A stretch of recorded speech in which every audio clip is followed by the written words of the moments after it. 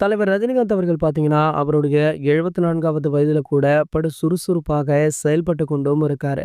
அவருடைய வயதில உள்ள பல நடிகர்கள் தற்போது சினிமாவ விட்டே போயிட்டாங்க. ஆனா, இந்த வயதில கூட சூப்பர் ஸ்டார் அப்படின்ற பட்டத்த தனக்கானதாக உரித்தாக்கி கொண்டும் இருக்காரு. இந்த நிலையில பார்த்தீங்கன்னா, சூப்பர் ஸ்டார் ரஜினிகாந்த் அவர்கள் அடுத்தடுத்த படங்கள்லுமே தொடர்ந்து கமிட் ஆகிட்டும் இருக்காரு. தற்போது அவர் நடிச்சிட்டு இருக்க கூலி திரைப்படத்தை முடித்த கையோடு ஜெயிலர் 2 படத்துல இணையவுமே இருக்காரு. இந்த படத்துடைய ப்ரோமோ வீடியோ கூட அண்மையில வெளியாகி செம்ம ட்ரெண்டிங் ஆச்சு. அது மட்டும் இல்லாம ஜெயிலர் 1 ஒரு மிகப்பெரிய ஹிட்ட கொடுத்தது. இதனடுத்து பாத்தீங்கன்னா ஜெயிலர் 2க்கு ஒரு மிகப்பெரிய மார்க்கெட் இருக்கு, ஒரு எதிர்பார்ப்புமே இருந்துட்டு இருக்கு. ஆகையால தான் இந்த படத்தை உடனே எடுக்க சன் பிக்சர்ஸ் நிறுவனம் முடிவு பண்ணிருக்காங்க. சன் பிக்சர்ஸ் உடன் தலைவர் ரஜினிகாந்த் அவர்கள் இந்த படம் மட்டுமல்ல, இதனை தாண்டி ஒரு படமுமே பண்ண இருக்காரு. அதற்கான பேச்சுவார்த்தைகள் தற்போது நடந்து வருவதாக சொல்லப்படுது.